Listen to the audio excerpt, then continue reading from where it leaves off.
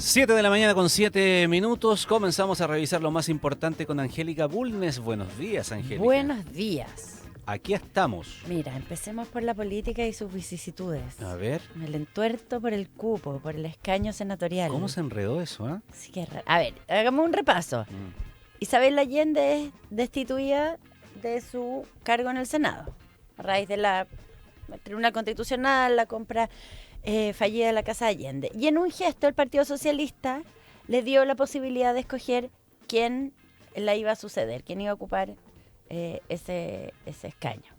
Y lo que se acostumbra es que sea siempre alguien del mismo lote, en este caso Grandes Alameda, y entonces se definió, se conoció el fin de semana la noticia de que el diputado Tomás de Rementería iba a pasar al Senado en su reemplazo. Hasta ahí íbamos bien, diputado por Valparaíso, además que como que tenía este ingrediente de que podía terminar compitiendo con su pareja Carol Cariola, que está nominada por el Partido Comunista para competir por la senaturía en la región de Valparaíso. Y entonces dijeron, con amor todo se puede solucionar, estaba ahí la historia. Y ayer, sorpresivamente, llegó carta de Isabel Allende, una carta escueta pero bien tajante, que dice que se está contraviniendo el acuerdo alcanzado con la presidenta del partido, la senadora Paulina Bodanovich, que es la mesa directiva saliente, respecto al reemplazo de la senaturía por Tomás de Rementería, actual diputado con quien he trabajado por años en la región de Valparaíso. Se retiró del oficio del Senado y todo esto me parece un asunto grave, dijo la ex senadora Isabel Allende. Espero que la Comisión Política respete el acuerdo. Entonces ella como que denuncia que no se está respetando el acuerdo y que se retiró, que el oficio ya estaba mandado y se eliminó. Ya, y entonces se convocó un comité de emergencia en el Partido Socialista. La propia senadora y presidenta del partido, Paulina Bodanovich, dijo que la baja del oficio tenía que ver con que tenía que aprobarse en la Comisión Política que Tomás de Rementería tomara el cupo. Entonces, ¿por qué mandaron el oficio? Eso es lo que no se entiende muy bien. ¿Alguien no supo? ¿Alguien no Parece que hubo una suerte de rebelión con respecto a que el cupo fuera designado de ese modo y se le entregara a Tomás de Rementería. Y entonces, finalmente, el diputado de Rementería hace un comunicado y dice que él retira su nombre, que no va a intentar ocupar el escaño que deja la ¿retira senadora. su nombre para el reemplazo? Para el reemplazo. ¿O para una postulación? No, para el reemplazo. Después? Parece que eso era parte del problema, porque no sé si tú viste un comunicado que hizo el senador Fidel Espinosa, que dijo que primero lo colocó, después lo bajó. Todo esto en un tuit, en un post en X. Subió el post, después lo bajó y después lo volvió a poner, pero decía que él tiene la mejor impresión del diputado de Rementería y que él estaría dispuesto a apoyar su nombre en la medida en que él esté dispuesto a ir a competir por esa senaturía en las elecciones de noviembre, que parece que es lo que no quiere hacer el diputado porque competiría con su pareja. Muy enredado todo esto. Se enredó demasiado. Se enredó, pero además se enredó como salieron a buscar la solución públicamente. Porque aparece la carta de Isabel Allende, después las declaraciones de la senadora, después la declaración de Tomás de Rementería. El grupo de WhatsApp no estaba funcionando bien. No, para nada. Y lo único que queda claro es que hay heridos en el camino. Eso está claro. Y que hay molestia, porque si no, no estarían tanto que escribo, que corrijo, que no sé qué cosa, que pongo el oficio que lo retiro. Te pongo mi nombre, que no. Parece que adentro de Grandes Alameda incluso hubo algunas tensiones porque había otros candidatos posibles del sector para reemplazar a Isabel Allende. Pero así están las cosas. Estuvo bien espesa para nosotros periodistas. Entretenido, nos da tema, pero estuvo como espesa la política. Ayer ya estamos en ánimo de candidaturas, porque mira, hubo un cruce entre dos candidatos a la primaria oficialista, Jaime Mulet y Janet Jara. Resulta que tú has visto que Janet Jara, desde que salió del gabinete, inició su candidatura por el Partido Comunista, ha enfatizado su origen popular, que ella no es de la élite, y que es importante que alguien que viene de ese origen pueda llegar a los puestos de poder. En este caso, ella está quiere competir en la primaria. Bueno, y sus dichos, ayer lo reafirmó, estuvo en una entrevista, lo reafirmó, pero no le cayeron bien al candidato del Frente Regionalista Verde Social, Jaime Mulet, que dice: llama la atención que la exministra Jara intente apropiarse del discurso de los sectores populares como si se tratara de una membresía exclusiva entregada por algún comité de autenticidad clasista. Más curioso aún es que lo haga descalificando a otros candidatos como pituquitos, como si el mérito, la trayectoria o el origen fueran atributos que solo ella puede exhibir. Y agregó: quizás a la exministra se le pasó por alto que yo vengo de una familia de clase media trabajadora, además de provincia y de la provincia real, de Vallenar, en pleno norte chico, donde el mérito no se declama, se vive. Si ser de región, estudiar con esfuerzo y abrirse paso sin apellido ilustres no califica para el estándar popular de la exministra, será entonces que su definición necesita una urgente bajada a tierra, porque el clasismo, incluso disfrazado de discurso de inclusión, sigue siendo clasismo. Ay, ay, Chuta. ay. Con todo. Y todo esto después del desayuno que tuvieron en la Fundación Horizonte Ciudadano, Menos que mal. la expresidenta Bachelet lo llamó a cuidar el tono, porque imagínate si no le piden que se haga en buena onda Si no le hubiesen pedido la quizá- campaña. quizás qué tono habría tenido, Imagínate. entonces. Bueno, así, ya, Oye, eso. Y mientras al otro lado le dicen que no hay hermandad y no sé qué cosa, o sea, está Ya, bueno. eso. También estuvo ese otro cruce Ya. por la hermandad entre el PS y el PPD, porque la presidenta del Partido Socialista, Paulina Bodanovich, candidata ahora a la primaria, dijo que no existía la hermandad con el PPD. Entonces todo esto ha generado réplicas.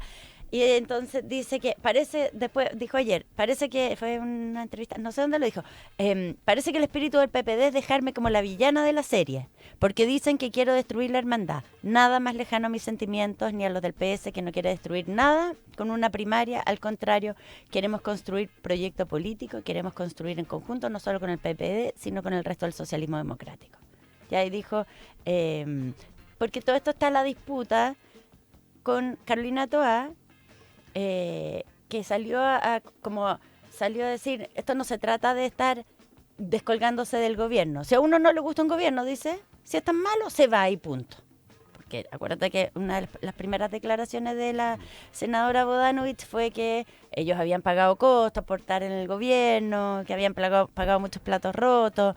Entonces Carolina Toá dice: uno está en un gobierno porque vale la pena, porque es importante para el país.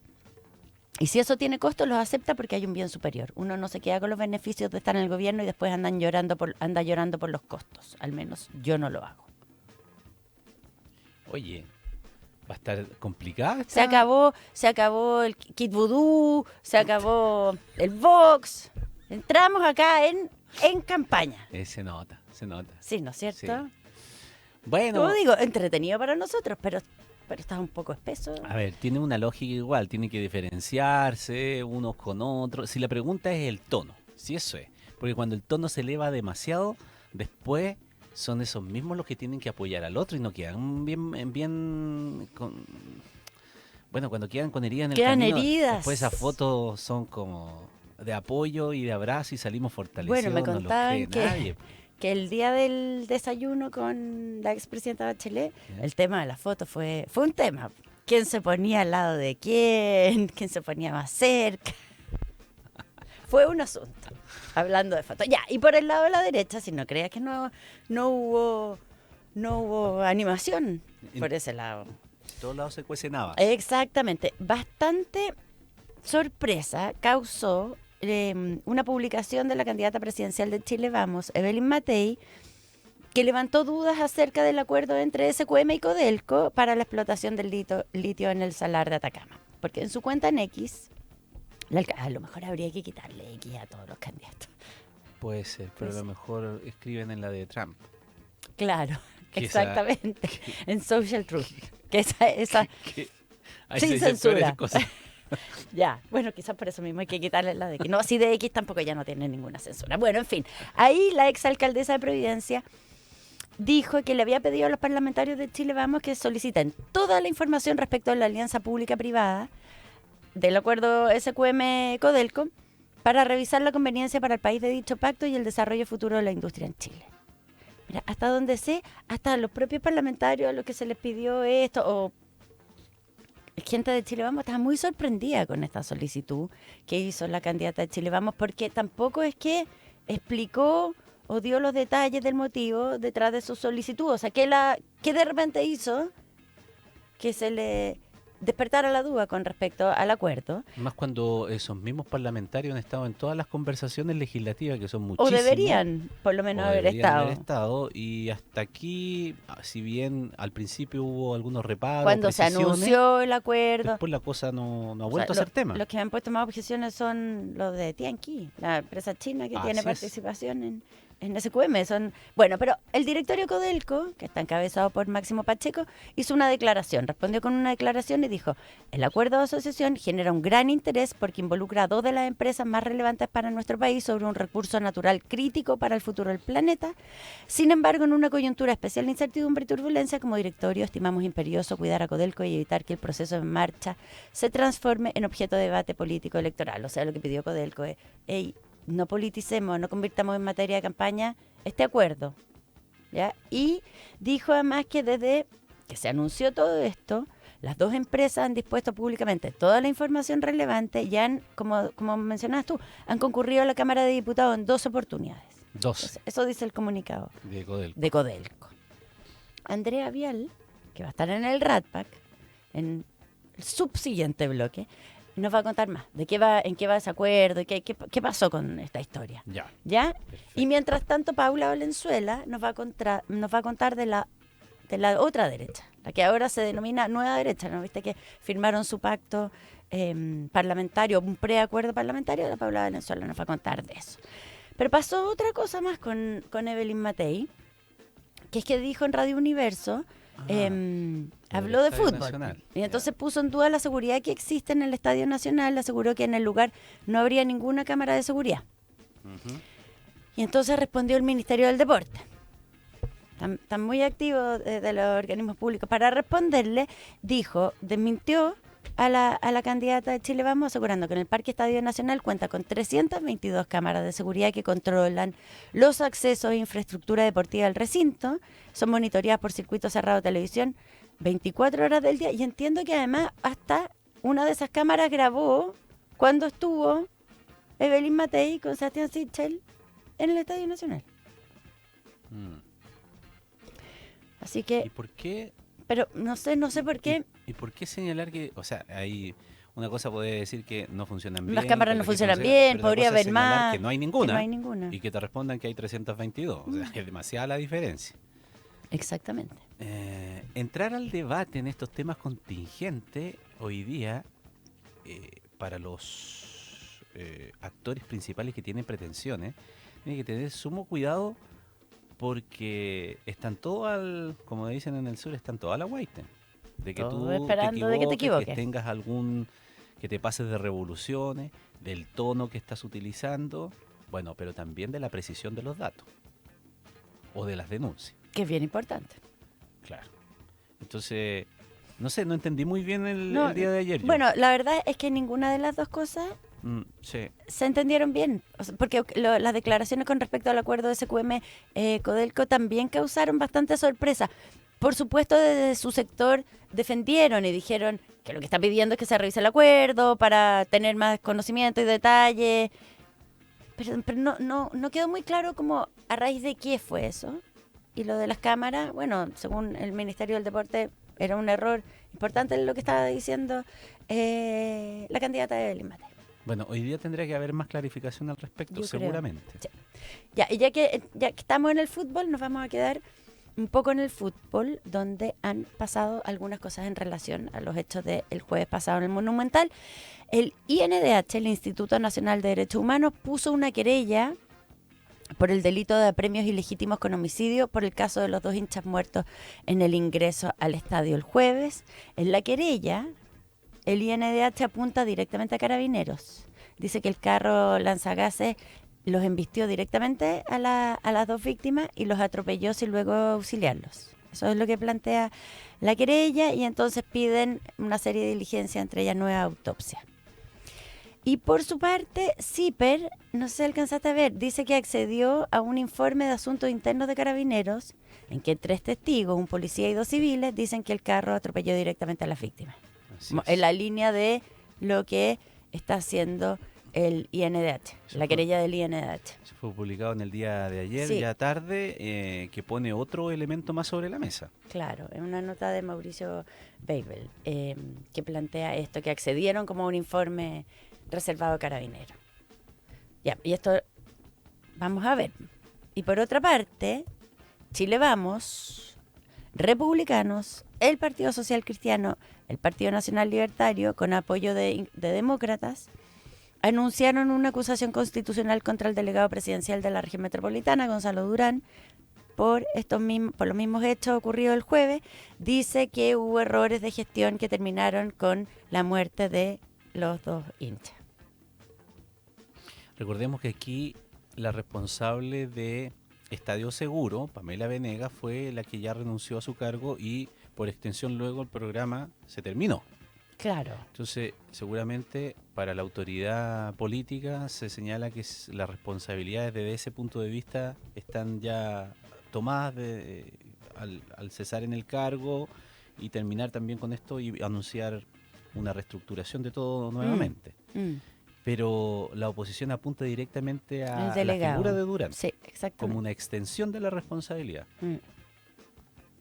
¿Te acuerdas? Bueno, vamos a estar con el ministro de Seguridad. Así que vamos a abordar esa materia. Dos cosas. Me dicen que ayer Sebastián Sichel aclaró que a lo que se refería Evelyn Matei es que no hay cámaras de reconocimiento facial y que son esas las que se necesitan. Ya. Entonces que a eso se refería, el WhatsApp colaborativo plantea eso. Y otra cosa, entonces que serían cámaras de reconocimiento facial a las que estaba apuntando Evelyn Matei. Y la otra es que también viste que hubo un debate porque la Comisión de Deportes de la Cámara de Diputados, aparentemente por solicitud de la diputada Marisela Santibáñez, había invitado al vocero de la Garra Blanca a exponer en la comisión.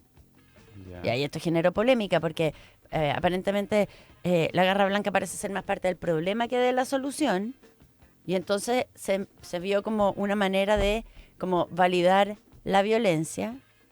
Entonces hubo su pelotera y finalmente se desistió. Pero hubo su escandalillo por la idea de invitar al vocero de la Garra Blanca a exponer.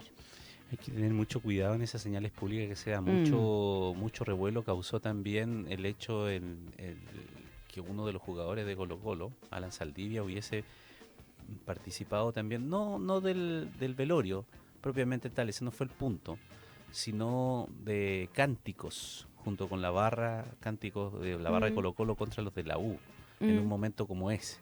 Entonces eso generó también harta molestia, fue llamado la atención, porque de alguna manera estás validando todo ese tipo de situaciones a un grupo que está en la mira, precisamente por las acciones claramente delictivas que algunos de sus integrantes están realizando y que desde el punto de vista del Ministerio de Seguridad Pública los indican claramente a esas personas que utilizan esas barras como unas organizaciones criminales y que así van a ser tratadas. Por eso, entonces el contexto no era muy adecuado, parecía, para hacer la invitación.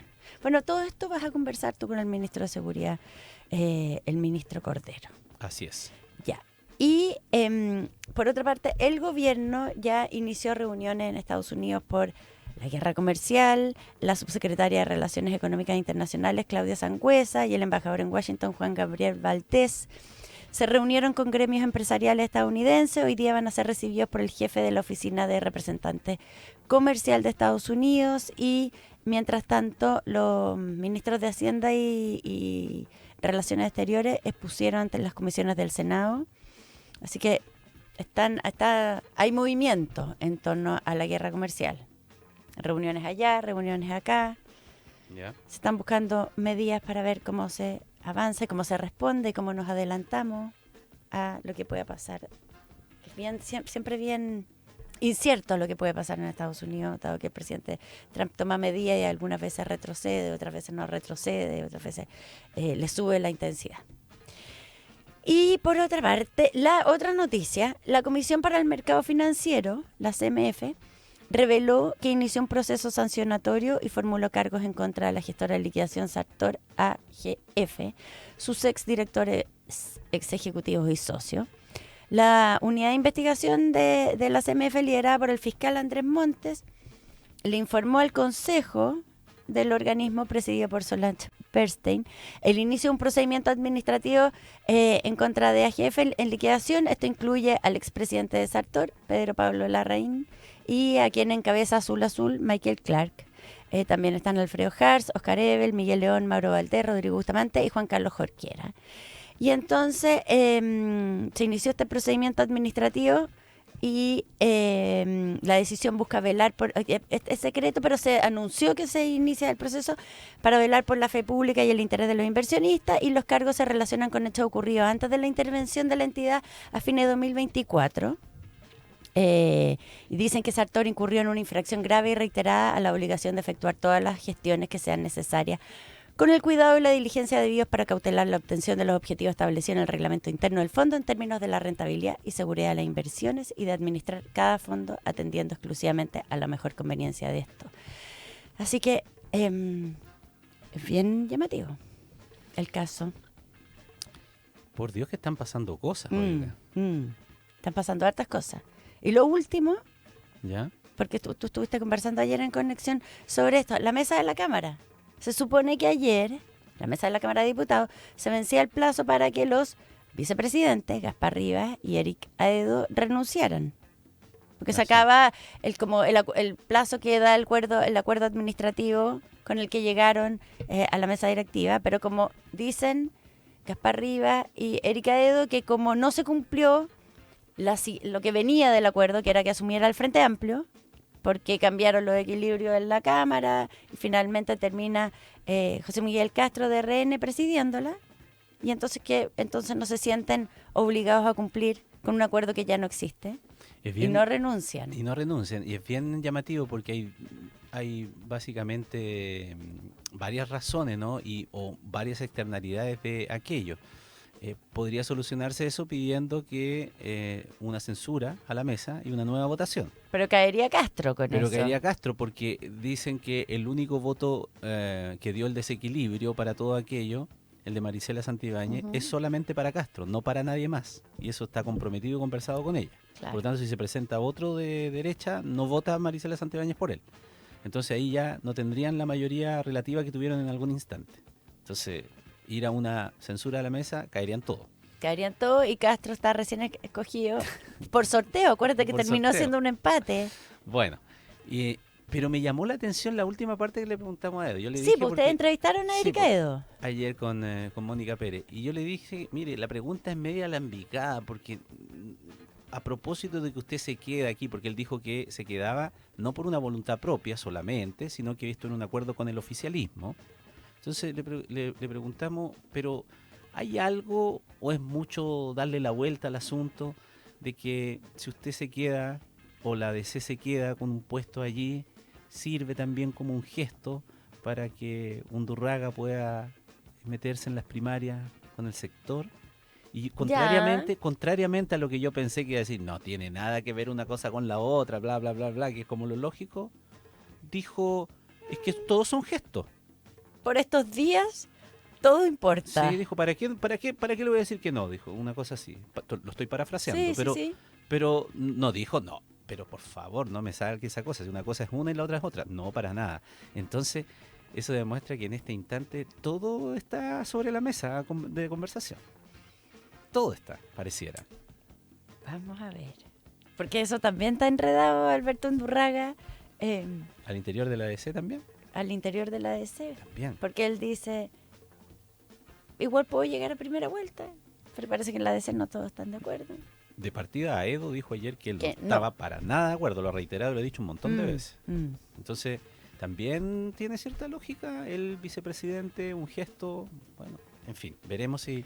A mí me dicen que las renuncias están redactadas, pero que el mismo oficialismo les pidió que no renunciaran porque no hay seguridad de que se vaya a elegir a otros dos del oficialismo. Exactamente. Entonces, la tercera posibilidad, dijo él, dentro de las otras que había, era que, bueno, podrían no ser ellos, pero sí alguien del oficialismo. O sea, que se negociara... Claro, que se negociara que fueran otras dos personas del oficialismo. Para que Castro se mantenga.